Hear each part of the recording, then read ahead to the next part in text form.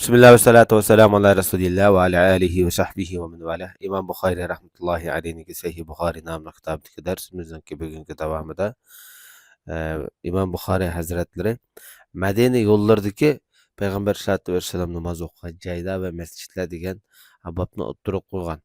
Biz 383 numaralı hadisni o'qigan. Bu yerda Ravha degan o'rinda Peygamber sallallahu aleyhi ve sellem'deki namaz o'qganligini qayd qilib o'tgan edik hamda.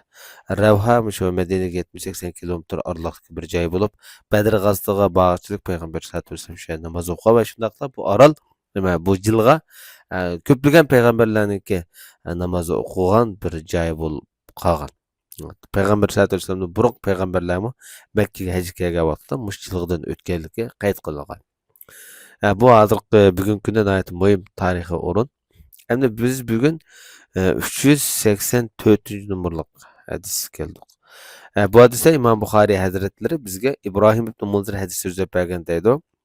Bu zat deydi bizge Enes ibn Ayyaz hadis sözlep bergen deydi. Bu zat deydi bizge Musa ibn Uqba hadis sözlep bergen deydi. Bu kişi Nafi'den Abdullah deydi. Bu yerde Abdullah ibn Ömer demekçi. Nafiqqa haber bergen ekan. Bu hadisga ravilarning tarjimali başta o'tgan. Hamda Abdullah ibn Ömer'ning Nafiqqa deyishcha mundaq deydi. Haqiqatan Peygamber sallallohu alayhi vasallam ömür qilgan vaqtida Zulhulayfaga tushgan qiladi, tushadi degan. Zulhulayfa shu Madinaning masjidiga 10 kilometr atrofidagi joy, Makkaga mang'ichilik shu 10 qilda joylashgan. Bu yer bugungi kunda shu Madina shahriga ulashib ketdi. Hamda ayni vaqtida bu Madina shahridan ayrim bir o'rin, ayrim bir kanat hamda bu jilg'a. Bugungi kunda bu yani Abiyar Ali deb ataydi. Hamda mushu Zulhulayfa degan joyda bugungi kunda asosan mushu Madinadan Makka mukarramaga qarab borgan har qanday umra yoki haj qilmoqchi bo'lgan odam mushu Zulhulayfa degan joyda ihrom bog'laydi. Bu nihoyat mashhur o'rin. Payg'ambar sallallohu alayhi vasallam mushu yerda umra qilganda, haj qilgan vaqtida mushu yerga tushib yo qo'nib, ondan kiyimlarini yangishlab, ihromlarini bog'lab, ondan qaytadi mang'atida. Mushu Zulhulayfa degan masjidning o'rnida bir tup samura darxi bor dedi. Shu yerda tushkun qiladi. Samura darxi degan bu Arabistondagi nihoyat mashhur bir issiqqa bardoshlik beroladigan bir xil daraxt bu. Janob Rasululloh Hazratlari har vaqt ma'lum bir urushlardan qaytib kelsa, yoki haj qilsa, yoki umr qilsa, mush yo'lda bo'lib qolsa dedi. Bu nihoyat o'q yo'l bugungi kunda shu. Mush yo'lda bo'lib qolsa payg'ambar sollallohu alayhi vasallam bir vodining shu ichiga tushadi dedi. Bu vadi qaysi vadi degani bu Vodil Aqiq degan vadi. Bu vadi to'g'riliqmi hadislarda nihoyat yaxshi bir fazilatli mazmunlar kelgan. Mushu nihoyat mashhur. Mushu Madinaning shahrida yo'gaydigan cho'ng bir vadi jilg'a bu.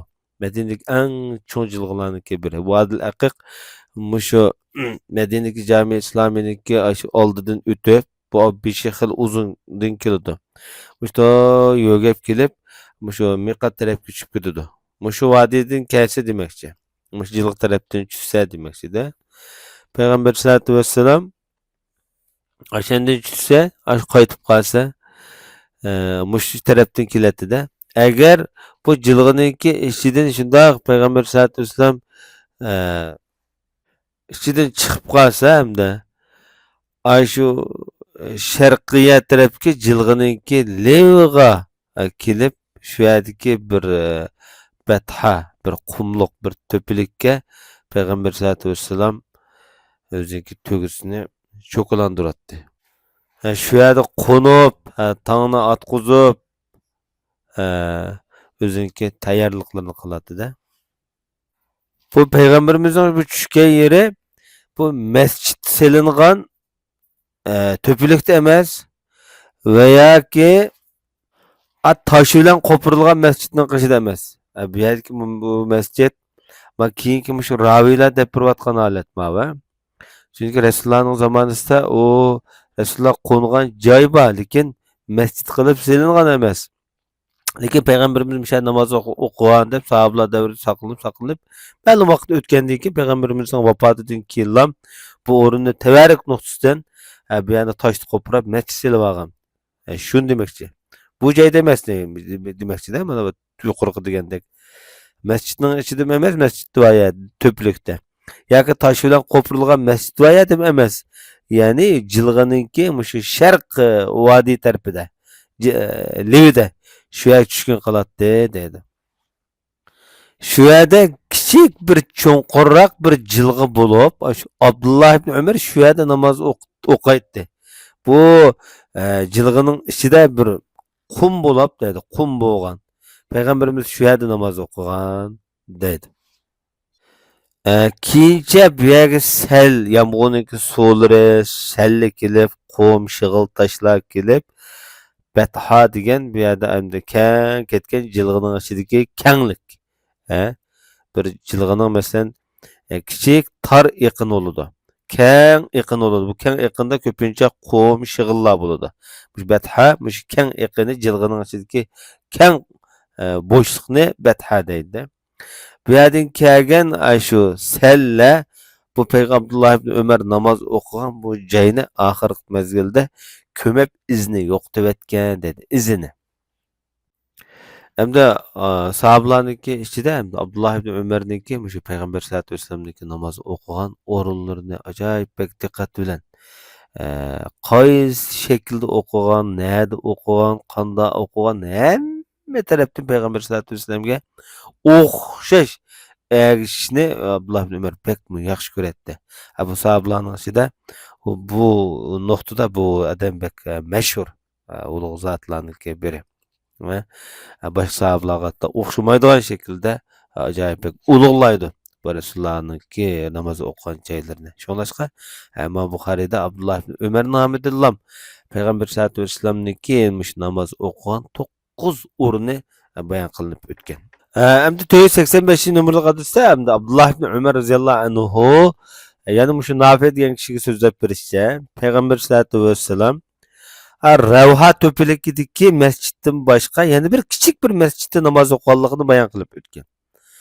Hamda Abdulloh ibn Umar Payg'ambar sollallohu alayhi vasallam namoz o'qigan joyni shundoq yaxshi bilgan bo'lib, Nafiq bundoq deganda, sen shu namoz o'qigan masjidda turgan vaqtingda o'ng tarafingda, yo'lning o'ng tarafida Makkaga qarab mangsang, o'ng tarafida cho'ng masjid bilan bir tosh etim miqdori oraliqda kichik masjid bor deb so'zlab bergan. Demak, mushu Ravha masjidi mushu Madinaga 80 kilometr atrofidagi Badrga mang'ichilik bo'lgan masjid. Bu amaliyotda qadimni eng kona Makka yo'li bu. Hozirgi Makka yo'li bu boshqa. Lekin ayni vaqtdagi butun kona payg'ambarlar zamonasidan tortib ta yaqin qadar mushu payg'ambar Makkaga umra, hajga, sayohatga, ziyoratga borganlar mushu Badr yo'li bilan bordi. Mana bu Ravha jilg'isi bilan o'tadi. Ravha jilg'isi shunda keng kelib oxirida kichik bir tog'ning ichidan o'tadi. Mishada Musa alayhissalomniki mishada mong'onlikqa tasvirlangan tarixiy kitoblarda. Nurg'un payg'ambarlarning hajga mong'onligi xotirlangan shu o'rinda. Demak, Abdulloh ibn Umar ash Ravhadagi cho'ng masjid, hozir u masjidning izi bor. Ravhadagi cho'ng masjidniki shu yaqin bir tosh etib miqdor tarafda bir masjid bo'lgan, payg'ambarimiz namoz o'qigan deb shuni demoqchi. Bugungi darsimiz bu shaklda bo'lgan. Va sallallohu alayhi va Muhammad va ala alihi va sahbihi ajmain.